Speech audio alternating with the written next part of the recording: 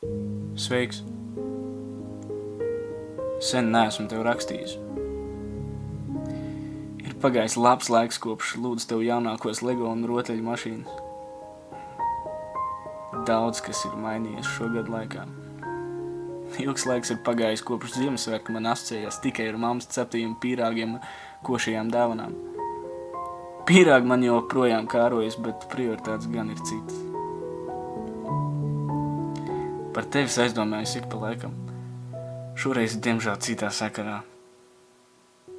Varbūt man vajadzēja rakstīt tavam draugam tur augšā, bet šķiet, ka viņš pēdējā laikā ir īpaši aizņemts.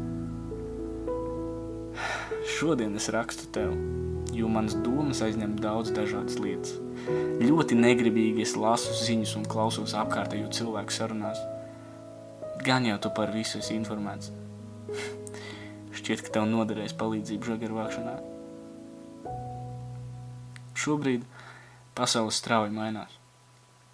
Gribētos ticēt, ka uz labo pusi, bet redzot, kas notiek mums visapkārt, tā tomēr nav. Negarlaikošu tevi un neklāstīšu visas pasaules bēdas. Šoreiz stāsts ir par to, ko ikdienas redzu sev apkārt.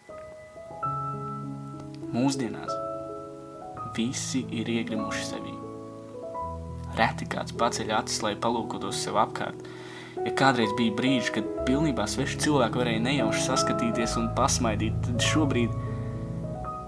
šobrīd mēs skatāmies tikai lejā. Mēs nepārtraukti lūkojamies pulkstenī, it kā mēs kaut ko gaidītu, bet ko mēs īsti gaidām? Nākotni. Mēs esam pārstājuši dzīvot šodienai. Cilvēki visu laiku kaut kur steidzās.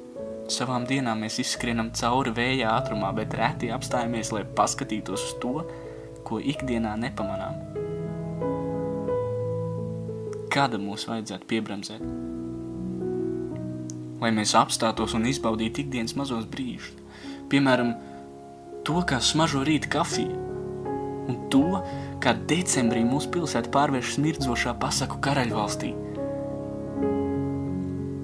Es tev rakstu, lai lūgtu. Lūgtu, lai mēs novērtētu to, kas mums ir dots šodien, nevis gaidītu to, kas būs rīt, lai cilvēki apstātos un nebaidītos sajust sevi un savus līdzcilvēkus. Tā būtu vislabākā Ziemassvētku dāvana.